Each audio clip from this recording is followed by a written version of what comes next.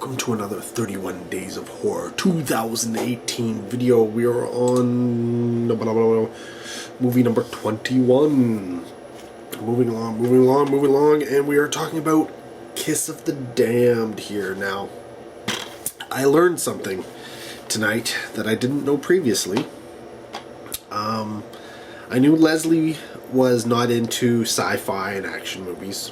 She's seen some, but that's not her genres of choice. We do know she likes horror. Apparently she's into very gory slashers. I've learned that. I did know she was into ghost stories, which is why I tend to try and get a bunch of ghost stories into the 31 Days of Horror so that she can have something that she might enjoy. They often turn out to be crap, but you don't know until you watch them. Well, tonight I learned she doesn't like vampire films. Now, I don't know why. We never got into it, but apparently she doesn't watch them. She's not into them. She's never seen Dracula or Interview with the Vampire or any number of the low budget or direct-to-video type vampire films. So perhaps we will change that sometime in the future. I don't know, but yeah, I figured, hey, if she's not into vampire films, then hey, I will watch a vampire film, seeing as how she's not able to watch one with me because she's gone to bed. So, we are talking of Kiss of the Damned here. It's from 2012, and it's essentially, what would you say? Well, it's a vampire movie, right? So, we have this male writer, who's rented a house, and he goes to a video rental store. Yes, 2012 movie goes to a video rental store. They do still exist. This video rental store was very, very busy. Go figure. But there, he and the, lovely vampire, I think it was Dejuna. I guess that's how you say their name. His name's Paolo. And they kind of lock eyes, and then there's an immediate attraction, right?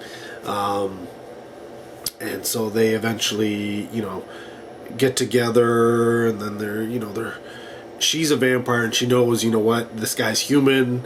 The likelihood is if we get involved, I'm probably going to kill him. So, she's pushing him away and all this kind of stuff. But eventually they get together,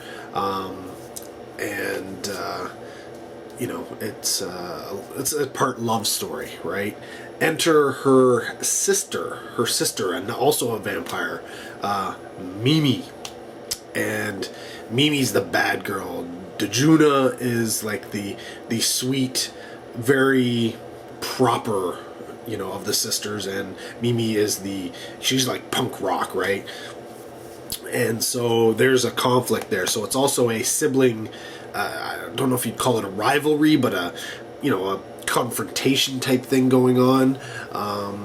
So we got vampire film, romance, family drama, all the while, having this unfold in a a universe where vampires do exist, and these aren't the only two vampires. In fact, the vampires have created a kind of society where they help each other out, and they live essentially off the grid but on the grid at the same time. So they will have standard night jobs, often very, very well off. Let's just say they're vampires, right? They've been around for a while. They're high society type things. So I'm guessing because they don't really explain it, I'm guessing, I'm going to fill this in, it's not in the movie, it has nothing to do with it. I'm guessing that essentially they come in and out of the spotlight, so they'll be really, really famous and then fade away, and then, centuries down the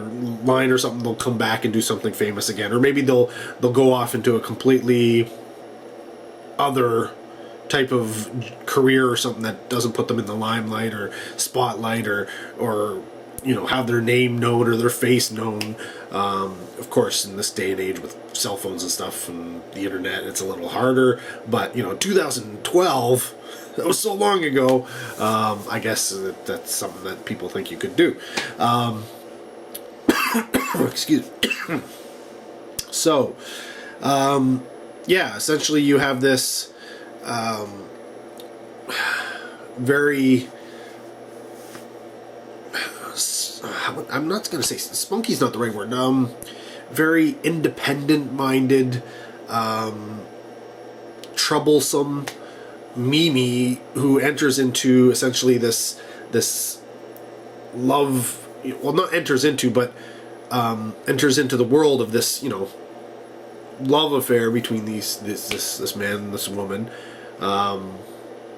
and conflict ensues, and she schemes and such to her own end. She knows that she is not necessarily looked highly upon by the vampire society. So she's essentially not only trying to survive as a vampire, but trying to survive as a vampire in a human world, but a vampire in a vampire world. We'll say that. And that's essentially what the film is about. Now, like I said, the film is written and directed by Zan Cassavetes, who I don't think she's not really known as a director. This, I believe, may be her only real film. She has done a little bit of acting and such, but isn't really anything there. And it's surprising because I would have thought that, considering the quality of this film, I guess she just, I don't know, maybe she lost the flavor for it, or maybe she went off and did something else. I don't know. But yeah, in terms of where you might know her from or what work you might know from her, nothing really. Honestly. But the film itself, the beautiful vampire, is played by Josephine de la Baume, who is French, and of course that adds to her her otherworldliness, right? Her what would you call it? I can't even think of it, but the word's not coming to me. I'm sorry. But yeah, you may have seen her. Outside of this, she was in Johnny English Reborn, Road Games from 2015. She was in that. The Hitman's Bodyguard lately. She was a background Interpol agent, essentially. But not a lot in terms of anything that we would genre like or super popular here in North America. Her sister Mimi is played by Roxanne Mesquida. Now she's been in roughly about the same amount of things as Josephine, but she has done more genre work, including the film Shaitan, which I believe is Satan. Did I have done this in a 31 Days of Horror? I may have done it, but it's a Vincent Cassel film. She was also in one of my absolute favorite movies. Got my number one pick 2 years in a row, Rubber. The Killer Tire movie. She's Sheila in that film, so I knew her from that. If you know the series 13 or XIII, she plays Betty Bernowski in that one. And yeah, there's a whole bunch of other stuff. I don't know if you would know them per se. I'm trying to think. Most of the stuff isn't genre stuff. Oh, Wrong Cops. She did have a small role in that. The same director as Rubber, so it's makes sense, bring her in again, whatever. But yeah, it wasn't a big role at all. Now Paolo that's Milo Ventimiglia. I hope I said that right. He is one of those people who you're probably going to recognize, and I recognized him right off the bat. He has had quite a successful career, especially in North America. If you saw the TV miniseries Opposite Sex, he played Jed Perry in that. If you saw American Dreams, the TV series, he was in 13 episodes of that as Chris Pierce. He was in Gilmore Girls. He was in 37 episodes of that as Jess Mariano. I'm trying to think. He was in Rocky Balboa as Rocky Robert Balboa Jr. He was in Pathology. That's a genre film. Armored, or if you saw that with the armored car, he played Eckhart. If you saw Gamer, he was Rick Rape. But most people are going to know him from Heroes. Yes, he is Peter Petrelli from Heroes. That show that really should have done a lot better if it wasn't for that stupid writer strike. But yeah, he did a whole bunch of voice work for the Marvel anime type series with Wolverine. He does Wolverine and Logan as the voices. Of course, he did Static, Killing Season. I'm trying to think. He's done some stuff recently, though, right? Trying to think. This Is Us. That's what he's done recently. He plays Jack Pearson in the television show This Is Us. And he was recently in Sandy Wexler and Devil's Gate. I think those were two big films. Sandy Wexler being the Netflix film with Adam Sandler. And Devil's Gate was I think it's a missing persons movie. I think, could be wrong, but I think so.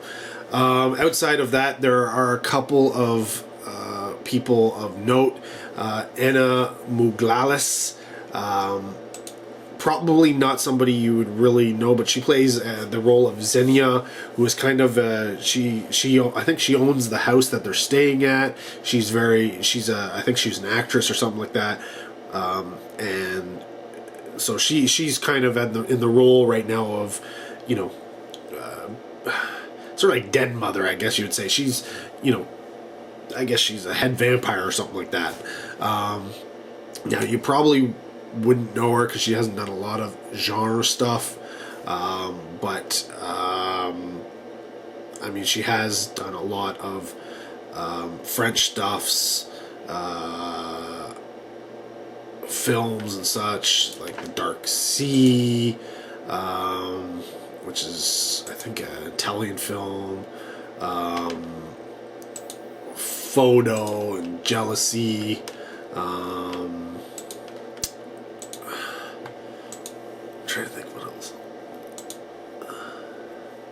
Yeah, a bunch of stuff, but nothing that you would really know her for. But in a bit role as Paolo's manager, Michael Rappaport is in there, and it's funny because I remember hearing his voice, and I'm like, that guy sounds familiar, and because it's only on the phone, right? And I'm like, nah, okay, it just must be the way it's done, right?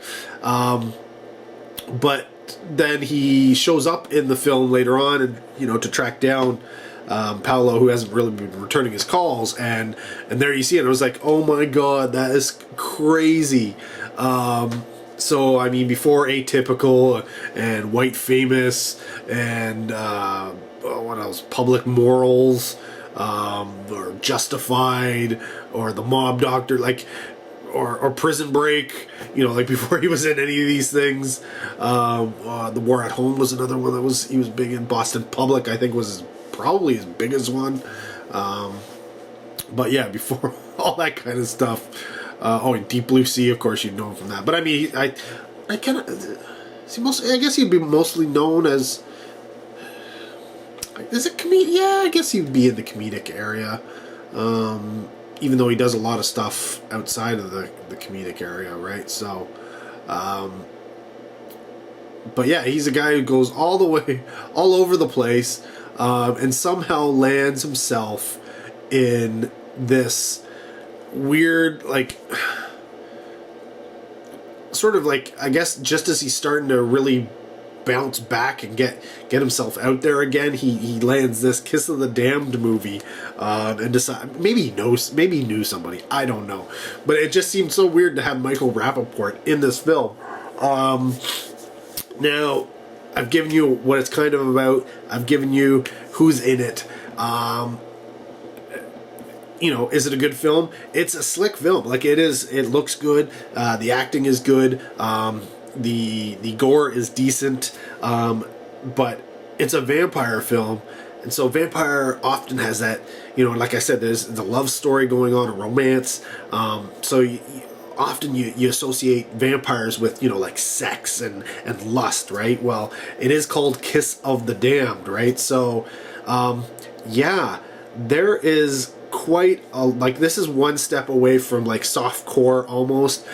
There is many scenes of intercourse, lots of nudity, lots of, bare breasts, bare bums.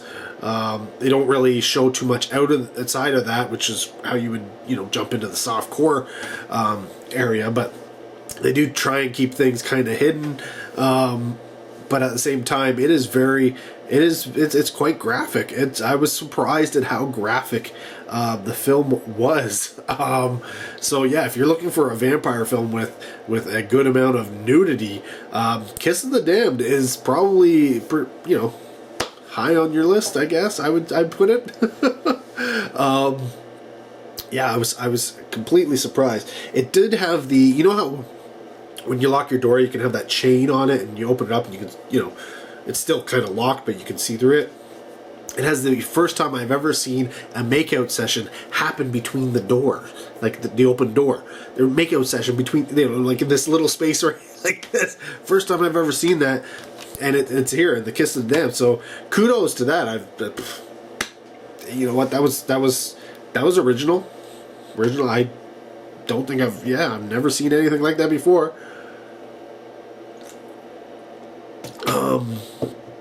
It did have I would say there's two drawbacks to this film. One is the sound design. There is a lot of moments where the dialogue is either non-existent or very, very soft, and I guess you'd call it the score or the background music, well, not the background anymore, it's brought to the foreground, and it's just it kind of drowns out and does the covers the entire picture with the sound. And I found it a little, I don't know, how would you say it? I found it unnerving is not the right word. I found it drew me out of the film. We'll just say it was discombobulating. It's one thing if there's, slow swoops in the music and you have a slow swoop in the picture and stuff and everything goes together. But we're getting like people killing stuff and all this kind of stuff, and you're just getting this weird music or sound creation or something over top of it, and I just wasn't feeling it, which is odd because the film also has some really, really good music in it. It's just that at some points, I guess, artistic license for the director and such, they decided to go with this weird sound design, and I wasn't really feeling it. The other thing that I found odd was the way they deal with Mimi, essentially to the end, and her whole development. It seemed kind of rushed at the end. I don't exactly. It's almost like they didn't know how to quite finish her story arc in the film. And as such, I felt kind of let down by the ending of the film. Because yeah, I mean, up until that point, I was like, okay, I'm buying this film. I don't know where it's going. I'm watching it. It is what it is. It's, you know, guy and a girl falling in love. You know, sibling coming in and forming a conflict.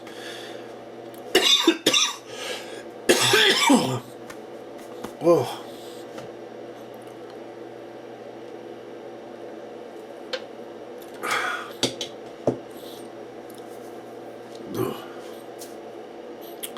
Forming a conflict, and yeah, I didn't have a problem with that. I didn't have a problem with the vampire world that they created. I didn't have a problem with the characters. It's just kind of how Mimi developed and went from there. I kind of wish they had made her more predictable and just let the film be what it could have been, and wrapped it up there. Maybe had a fight between. You know what? I won't give it away, because if I say what I would have liked or would have been okay with seeing it, then you know that's not in the film.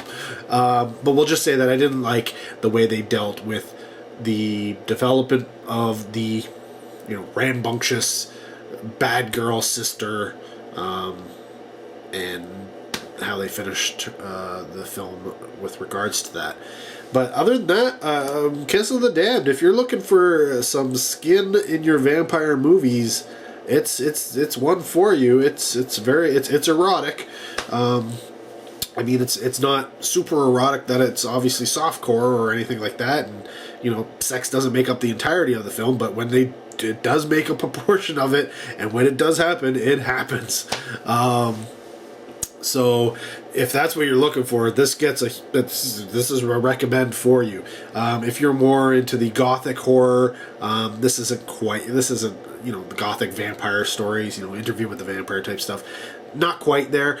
It's got aspects of it, so you could probably enjoy that, high society type thing going on with the vampire. So you might enjoy that. If you're just a vampire fan in general, sure, dive right in.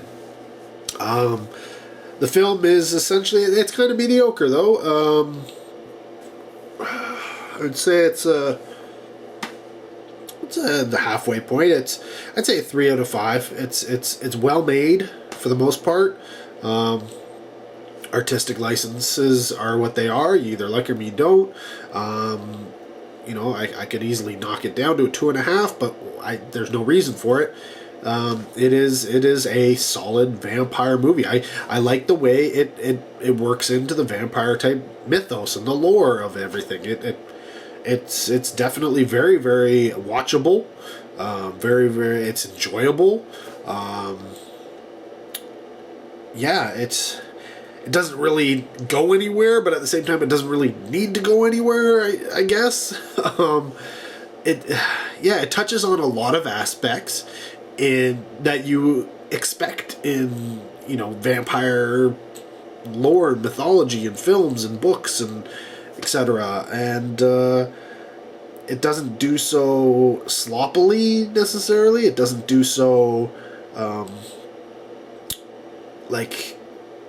to make it look like really cheap. It looks really, really good. The story is okay. I think that's it. The story is only okay. It could have been better, but at I think just over an hour and a half.